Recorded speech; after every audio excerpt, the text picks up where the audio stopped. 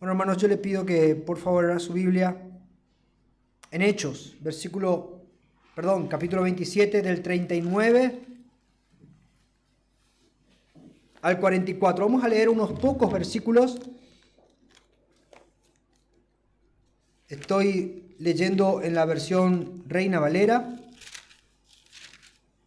Amén, me dice por ahí un hermano que le gusta mucho esa versión.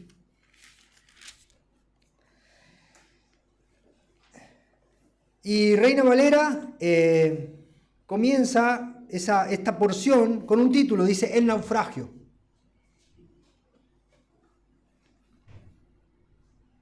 Lo leemos en el nombre de nuestro Señor Jesús. Cuando se hizo de día, no reconocían la tierra, pero veían una ensenada que tenía playa, en la cual acordaron varar, si pudiesen, la nave. Cortando pues las anclas, las dejaron en el mar. Largaron también las amarras del timón. E izada al viento la vela de proa, enfilaron hacia la playa. Pero dando en un lugar de 2 aguas, hicieron encallar la nave. Y la proa hincada quedó inmóvil, y la popa se abría con la violencia del mar. Entonces los soldados acordaron matar a los presos, para que ninguno se fugase nadando. Pero el centurión, queriendo salvar a Pablo, les impidió este intento y mandó que los que pudiesen nadar se echasen los primeros y saliesen a tierra. Y los demás, parte en tabla, parte en cosas de la nave, y así aconteció que todos se salvaron, saliendo a tierra. Ese es nuestro texto. Oramos, hermanos. Señor, te damos gracias. Te entregamos en este momento nuestras vidas, nuestros corazones. Necesitamos de tu dirección, de tus palabras, de tu guía, de tu asistencia. Señor, todo lo que vamos a hacer aquí hoy es tratar de engrandecer, glorificar y exaltar tu nombre. Nos postramos hoy delante de tu señorío, delante de tu voluntad y el trono con que gobiernas todas las cosas, que es tu palabra. Háblanos, Señor, transfórmanos. Te lo pedimos en el nombre todopoderoso de Jesús. Bueno, si hacemos un resumen, podemos llegar rápidamente a leer o a entender esto. ¿Qué pasó? Cuando llegaba el día, nadie reconocía la tierra que tenían delante, pero veían una bahía, cortan las amarras que sujetan las anclas, izan la vela principal y se dirigen con la nave hacia la bahía. El barco choca contra un arrecife, queda varado en la arena y empieza a desintegrarse a medida que las olas chocan contra él. El centurión advierte a los soldados de que no maten a los prisioneros, permite que los que puedan nadar se lancen al agua y vayan a tierra. Y los demás que pudieran afirmarse o tomar algún pedazo de lo que quedaba de la nave, la pudieran usar a modo de salvavidas para llegar. Y al final, nuestro relato dice que todos lograron llegar a tierra sanos y salvos. Cuando entramos al libro de Hechos, nos encontramos en esta porción con un barco que encalla. Y cierto es que todo lo que ocurre o lo que acabamos de ver lo vemos en el plano natural. Pero si nosotros vamos al tema central del libro, este acontecimiento ya no es un barco que choca contra una bahía, sino es algo más importante, sino que nos damos cuenta que esta embarcación que llevaba esclavos y presos se convierte en una herramienta que Dios estaba usando para demostrar que nada podía impedir los planes que Él se había trazado en su soberanía. Ya que Jesucristo no le preguntó a sus discípulos si querían ir a predicar hasta lo último de la tierra. No, no fue así, sino que el Señor les ordenó que vayan. Fíjense lo que dice Mateo 28, versículo 18. Y Jesús se acercó y les habló diciendo: toda potestad me es dada en el cielo y en la tierra.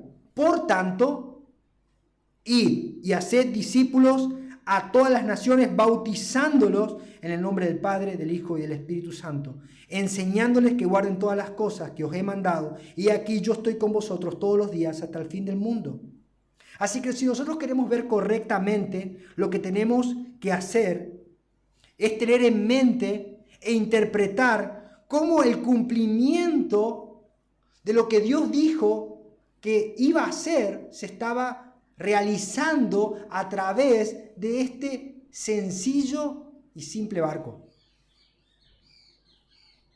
También, a través de ver el texto, podemos verlo de una manera de ilustración y no solamente quedarnos con lo que dice literalmente, ya que si nosotros miramos este pasaje o lo que acabamos de leer y lo tomamos literalmente, podríamos sacar conclusiones prácticas para hoy. Por ejemplo, bueno, si vamos a ir para el lado de Italia y vamos a pasar cerca de la isla de Malta, y si andamos en barco, tengamos cuidado porque hay arrecifes y nos podemos hundir. Eso es lo que podemos sacar en conclusión si lo vemos literalmente. Pero si lo miramos de una manera ilustrativa y entendiendo el contexto y qué es lo que Dios está haciendo a través de ese acontecimiento, vamos a poder interpretarlo mejor. Así que lo que deberíamos hacer es alegorizar. ¿Saben qué es? Alegorizar es descifrar, interpretar, entender y dar algún significado de manera simbólica a algo que estamos leyendo o viendo.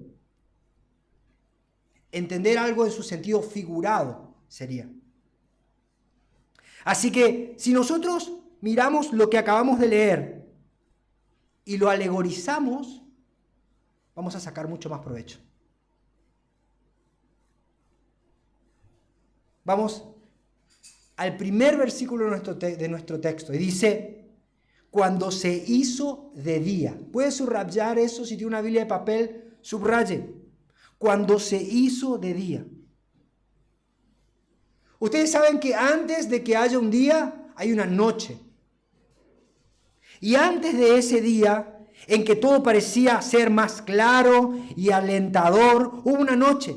Y en medio de esa noche, solo las palabras de Dios por medio de Pablo fueron las que sostuvieron a esas 270 personas. Dios le había dado una palabra a Pablo. ¿Cuáles eran esas palabras? Hechos capítulo 27, versículo 23.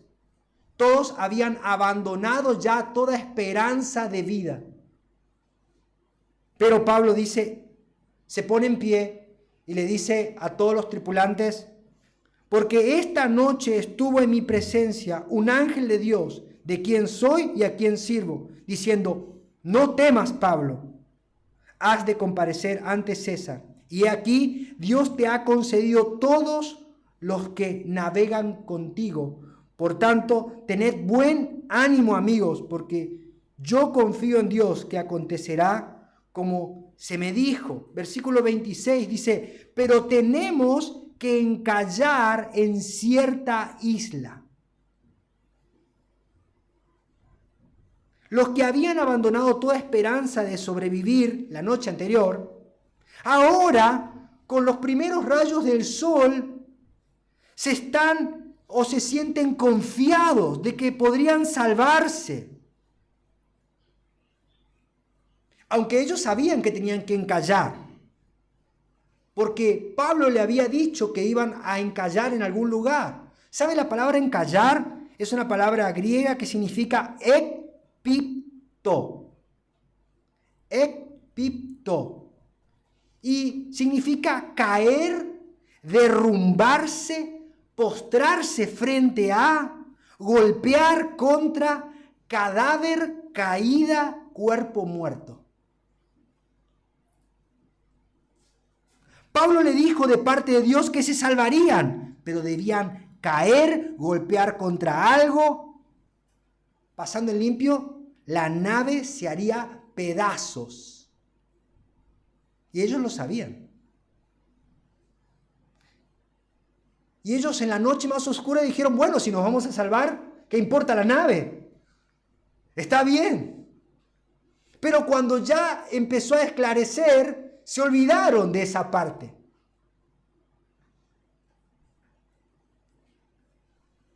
La actitud del corazón humano es siempre una actitud de creer que a mayor luz natural o cuanto mayor conocimiento natural obtenga, más posible será salvarse a sí mismo.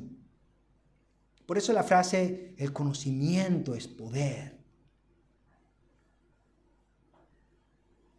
Pero lo cierto es que no importa cuánto sepamos de navegación, si no cambiamos o no caminamos en conformidad a la palabra de Dios, nos hundiremos.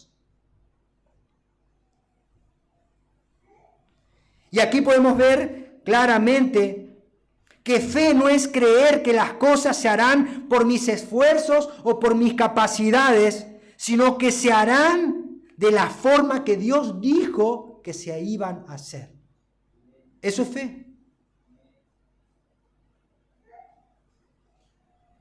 Y para eso es necesario que muchas veces encallemos, choquemos contra las rocas áridas de nuestra propia realidad y de nuestros propios intentos. Los que estaban como gatitos mojados en la oscuridad la noche anterior, ahora se sienten como leones a los primeros rayos de luz. Así son los recién alumbrados. No es que tengan luz en sí mismos, sino que están alumbrados. Esto lo pueden ver en Hebreos 6 si quieren. Antes tenían oscuridad y ahora tienen un poco de claridad. Se sienten que ellos pueden hacerlo por ellos mismos. Y pueden hacerlo mejor que los que llevan años en el servicio de Dios, siendo fieles.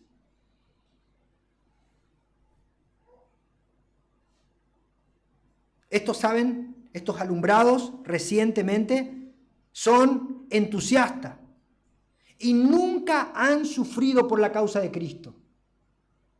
Para poder descubrir estos entusiastas, estos alumbrados recientes, usted tiene que hacerse esta pregunta o hacerle esta pregunta. ¿Qué hiciste por la obra de Cristo?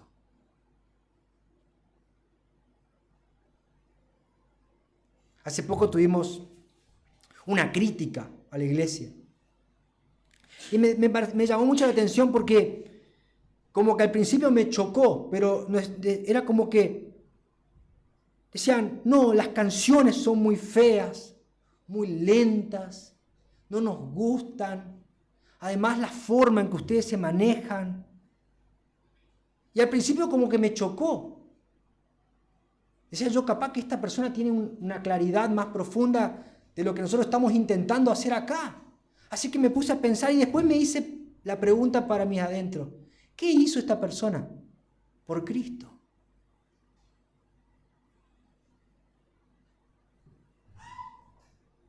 ¿O qué sufrió esta persona por Cristo? Nada.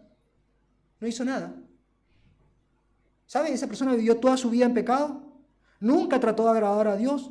Su vida era totalmente libertina, desenfrenada, pero ahora, hace muy poco, se le abrieron un poquito los ojos y se casó por iglesia. Y con eso ya está. Así que esa persona ahora quiere aconsejar a la iglesia nosotros tenemos que cambiar, porque este recién alumbradito cree que puede decirnos cómo tenemos que hacer las cosas.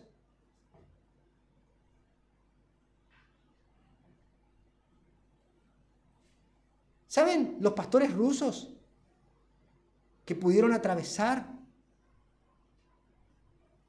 lo que fue la Unión Soviética, después de que la cortina de hierro cae, iban de todas partes a ver cómo hicieron ellos para sobrevivir bajo la presión de ser perseguidos por predicar a Cristo. Entonces venían los pastores de otras partes del mundo y se reunían y decían, ¿cómo hiciste? Y ellos se sacaban las marcas y decían, esto me hicieron en Siberia cuando estuvo preso. Y vos, no, esto me hicieron por Cristo. Y le preguntaban ellos a los que venían de Estados Unidos, ¿y ustedes qué sufrieron por Cristo? No tenían marcas.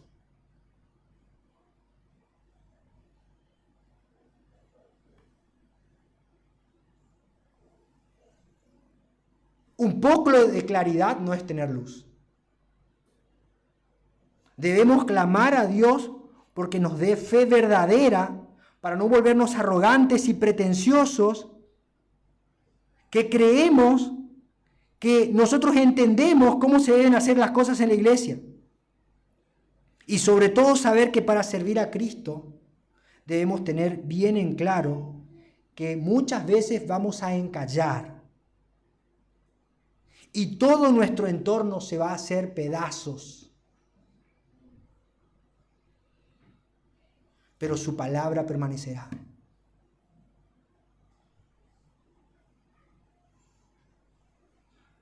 Y cuando más claro pensamos que tenemos el panorama, es cuando más temor tenemos que tener. Porque cuando más creemos que sabemos cómo hacer las cosas, es cuando no estamos confiando en Dios. Nadie es más peligroso para sí mismo y para los que los rodean que aquel que cree que sabe cómo hacer las cosas. Ese es realmente peligroso. Pablo ya lo había dicho en 1 Corintios capítulo 8, versículo 1, la sección B, dice, el conocimiento envanece, mientras que el amor edifica. El que cree que sabe algo todavía no sabe como debiera saber. Hermanos, tengamos mucho cuidado con aquellos que no sugieren. Hay personas que no sugieren, sino que imponen su opinión. Esas personas son orgullosas que solo confían en su conocimiento natural. Y además está llevando su vida y la de los que lo siguen a una destrucción.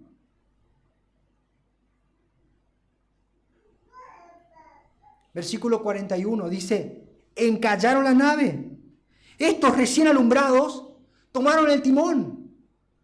Dijeron, no, tenemos buenas ideas, vamos a innovar. Ahora vamos a poner luces, vamos a hacer actividades recreativas para llenar la iglesia de jóvenes. Hagamos juegos, cantemos música que diviertan a todos. ¿Saben qué hicieron estos? Encallaron la nave. Creyeron que con su sabiduría podían llevar a todos a tierra firme. Y esto es muy interesante porque nos tiene que llevar a pensar, las estructuras eclesiásticas son en cierta manera el cauce por donde Dios transita. Pero si esa estructura se vuelve nuestra esperanza, yo confío en la iglesia y no en Cristo, estoy hablando en la parte estructural, no, yo vengo acá a la iglesia y ya está, con eso ya me alcanza. Está confiando, está poniendo tu confianza en una estructura, no en Dios. Y cuando nosotros hacemos esto, esa estructura se vuelve un enemigo de Dios. Y va a hacer que todo eso se rompa en pedazos para que nosotros no confiemos y no pongamos nuestra confianza en los hombres.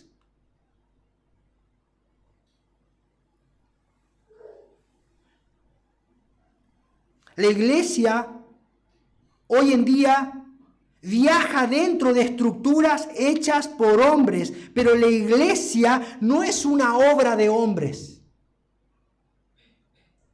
Ciertamente la iglesia tiene que tener una representación legal o un edificio, pero la iglesia no es el edificio y no es la denominación.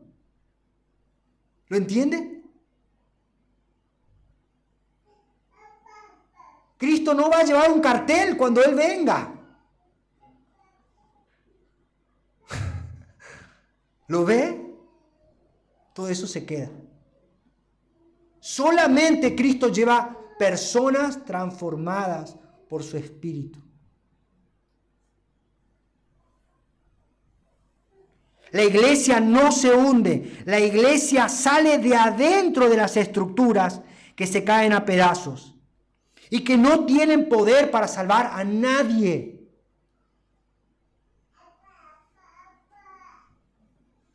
La iglesia solo confía en la palabra de Dios y lleva a otros a confiar en la palabra de Dios, no en estructuras.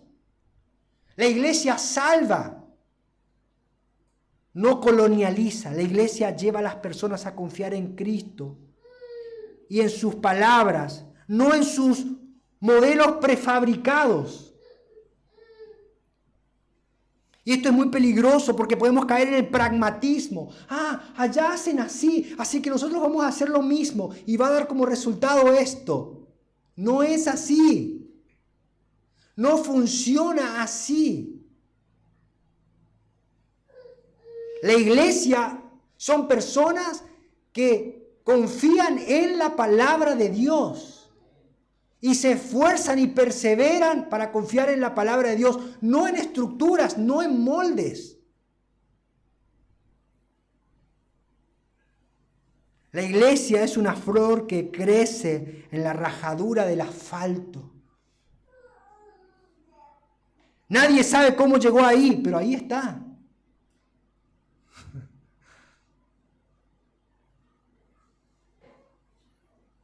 Si nuestro interés está en que las personas sigan nuestras estructuras, tal vez estamos tratando de salvar algo que Dios no quiere que se salve. La iglesia es un organismo vivo que se apoya en estructuras humanas y que viaja dentro de esas estructuras. Pero el centro es la palabra de Dios y su voluntad. Ahora, yo me hago esta pregunta. Si queremos que las personas vengan a nuestras reuniones, porque tenemos estructuras que los hacen sentir cómodos, ¿eso está bien?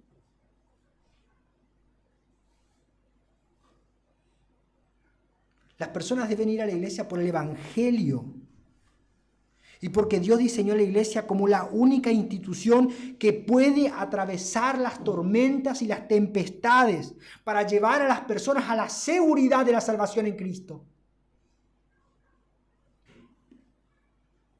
Lo que realmente es necesario es que nos enfoquemos en lo que Dios dice que es valioso y no en nuestras estructuras y creencias. Y sobrevaluar nuestras denominaciones.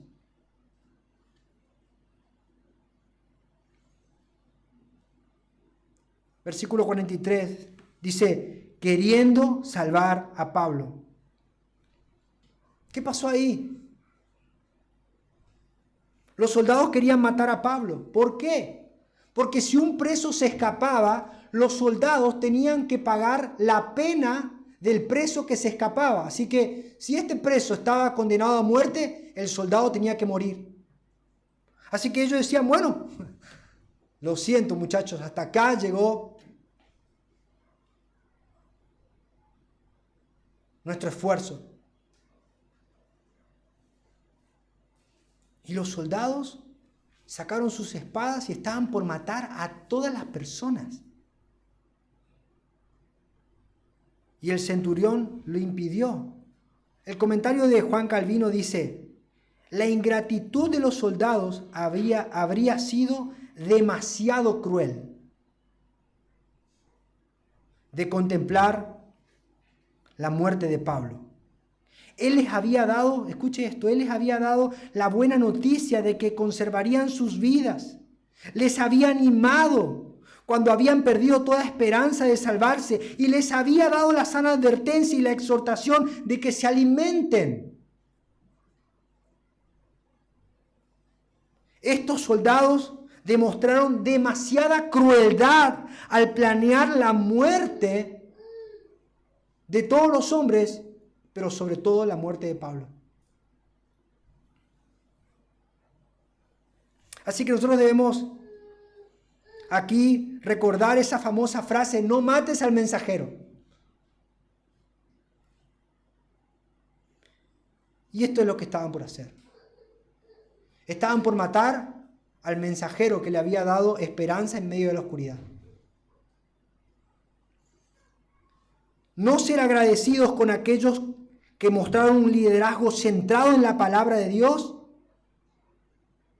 no solamente es ser desagradecido, sino que además es ser cruel con aquellos que nos animaron cuando habíamos perdido la esperanza. Y fíjense esto, el centurión fue el que decidió o tuvo el pensamiento de ser agradecido y dijo: no maten a Pablo, no maten a nadie.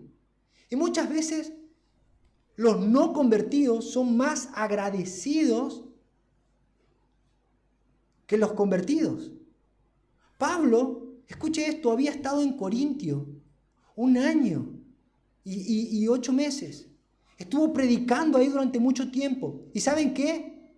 Él había fundado la iglesia. Él había estado ahí predicando en medio de oposición. Dios tuvo que hablarle de que no tema, de que siga predicando. Él estuvo fundando la iglesia y los hermanos de Corintio lo rechazaban. ¿Usted lo entiende? Decían: no, a nosotros no nos gusta Pablo porque no es tan elocuente como Apolos o como Pedro. Le dijeron: bueno, correte, ahora Pablo ya está. Lo rechazaron. No fueron agradecidos con él. De hecho, él tuvo que trabajar con sus propias manos porque la iglesia ni siquiera le daba el sustento para que él pueda predicar el evangelio. La iglesia no fue agradecida con este hombre que había estado trabajando para plantar la iglesia. Eso es impresionante. Ahora, ¿qué actitud tenemos nosotros hacia aquellos que nos han alentado en la noche más oscura de nuestras vidas? ¿Somos agradecidos o solo nos importan nuestras vidas?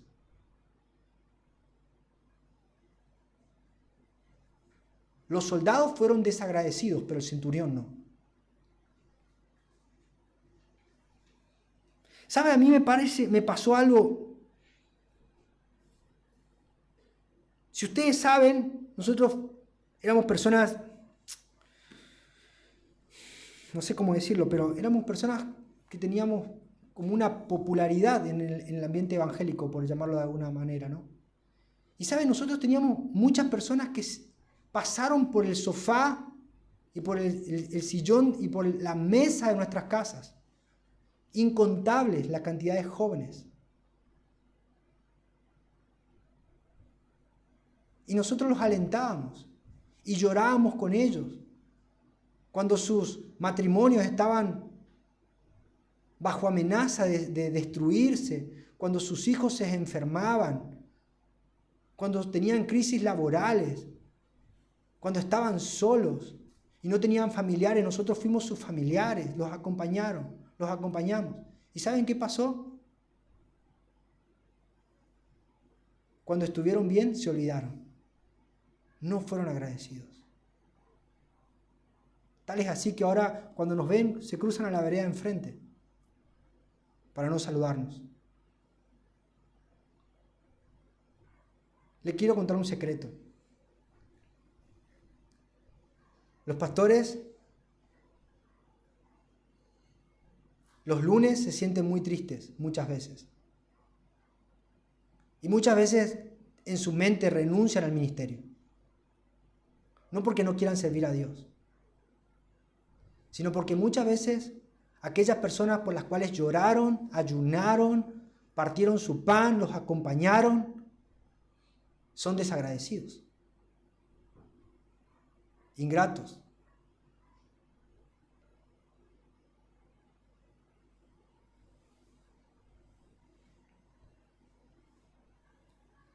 Versículo 44.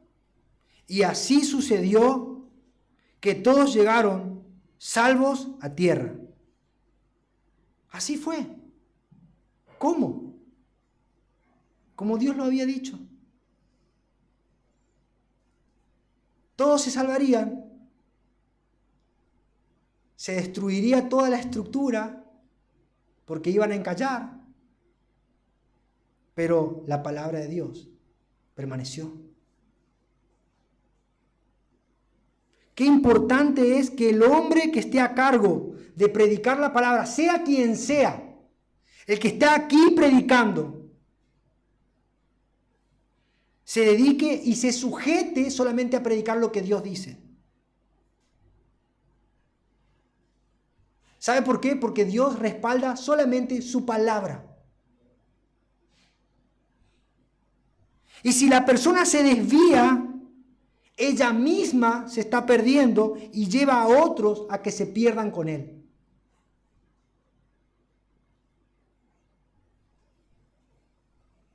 ¿En qué barca te ha puesto Dios?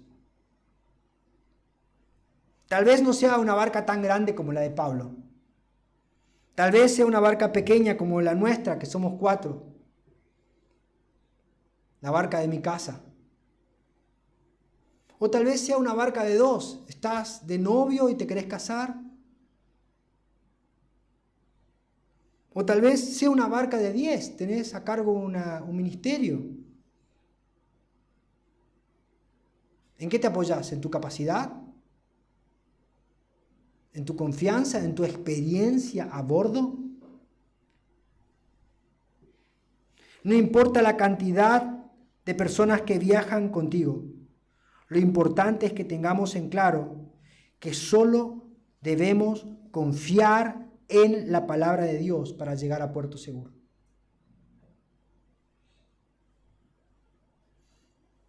Conclusión. ¿Cuáles son las verdades importantes que nos aportan estos pasajes? Las verdades importantes que nos aportan en estos pasajes es que las estructuras no salvan. Cristo nos llama a enfocarnos en las personas una y otra vez. Las almas son las que importan. Si tu foco está en las estructuras, te hundirás. Pero si tu foco está en lo que Dios dice, llegarás a donde Dios dijo que llegarías, para hacer lo que Dios dijo que harías. Hay mucha gente que se frustra dentro de las iglesias porque tiene metas personales y él quiere que sus metas se cumplan dentro de la iglesia. Y no se dan cuenta que lo único importante en la iglesia es que se obedezca a la palabra de Dios y que las personas sean salvas. Nada más importa. No importa el té de damas, no importa la reunión para jugar al fútbol, no importa eso. Lo importante es que las personas sean salvas.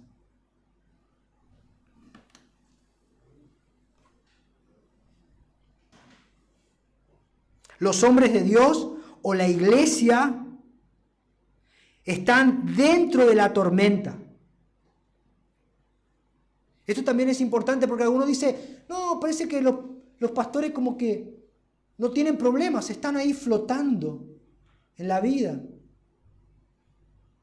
Y su vida es un encanto, mira qué bien, wow.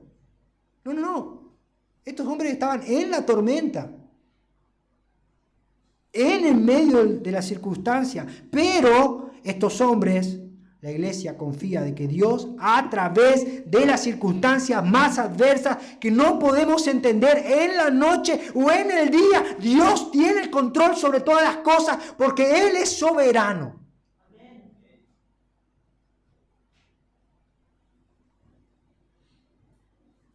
No es que no ven la dificultad, no es que no están remando en medio de la adversidad. La reconocen, pero saben que Dios gobierna sobre eso. Y ellos tienen en su corazón la certeza de que todas las cosas ayudan para bien para los que aman a Dios, a los que conforme a su propósito han sido llamados. No entiendo esto, no sé cómo está pasando, no me está quedando nada sano en mi casa, pero el Señor tiene el control. Perdí mis bienes, perdí mi trabajo, las circunstancias se están poniendo difíciles, mis familiares me dieron vuelta la espalda, nadie me reconoce, creen que me volví loco. Festo me dijo que estaba loco, Agripa me dio vuelta la espalda. Ahora estoy en un barco, el barco se está hundiendo, la gente se está dejando morir. Pero el Señor tiene el control. El Señor tiene el control. El Señor tiene el control. Mientras estemos haciendo la obra de Dios, ¿saben qué? No moriremos. Y por más de que un ejército de soldados saquen sus espadas para degollarnos, no nos van a poder tocar. Si hay un ejército de enemigos esperando para despellejarnos vivos, ¿saben? No nos van a poder matar. Y vamos a hacer una piedra en su zapato. ¿Saben por qué? Porque mientras estemos obedeciendo a la voluntad del Señor, no vamos a morir. No nos pueden matar. No nos pueden callar. No nos pueden cambiar.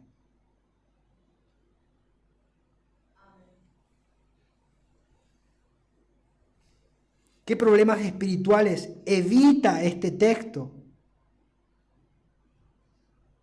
Nos evita creer que nuestra visión humana nos llevará a puerto seguro. Eso es contrario a la fe.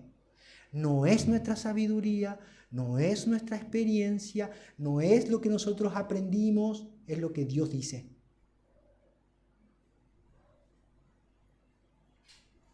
¿Qué soluciones se presentan para aplicación? Confiar en Dios y no en mis capacidades personales. ¿En qué forma te inspira este pasaje? Me inspira este pasaje en no apoyarme en mi propia prudencia. ¿Qué respuesta deberíamos tener ante estos pasajes?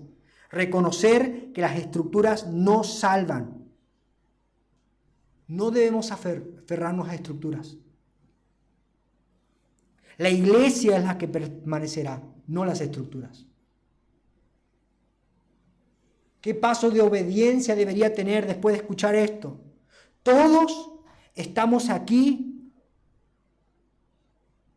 en este barco, con una sola finalidad: transmitir la palabra de Dios tal cual fue escrita.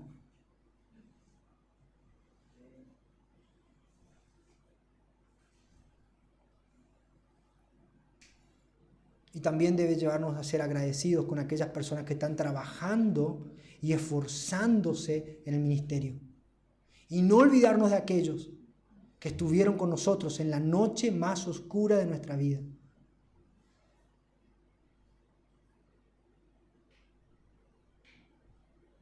Aquellos que vinieron y lloraron con nosotros, que sus lágrimas se mezclaron con las nuestras. Acordarnos de ellos.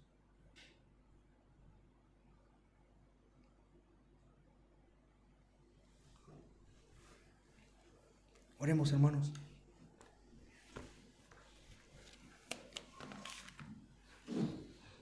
Señor, te damos gracias por tu misericordia, por tu bondad. Te entregamos nuestra vida, nuestro corazón, nuestra mente, nuestra voluntad. Señor, sabemos y creemos que tú tienes el control sobre todas las cosas. Muchas veces nos aferramos a nuestras estructuras, a nuestros moldes, a nuestras costumbres y a nuestras tradiciones. Nada de eso tiene ningún tipo de valor.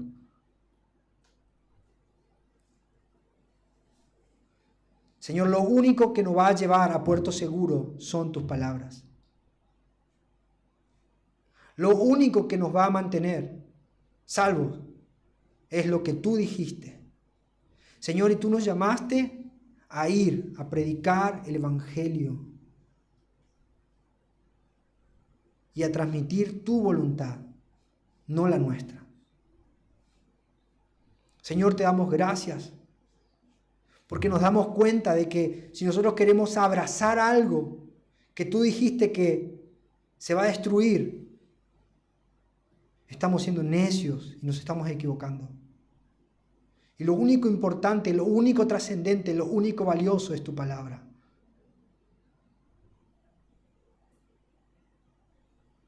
Nos sometemos a ti, Señor. Danos memoria por aquellos que nos han guiado y han orado por nosotros y nos han acompañado en medio de la dificultad.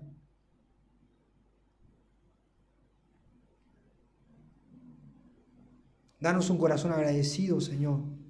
Y sobre todas las cosas, ayúdanos a unirnos en lo que tú dices que es importante.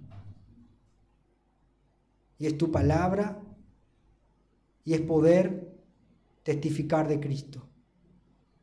Te damos gracias, Señor, por lo que hiciste hoy. En Cristo Jesús, Señor, oramos. Amén y amén.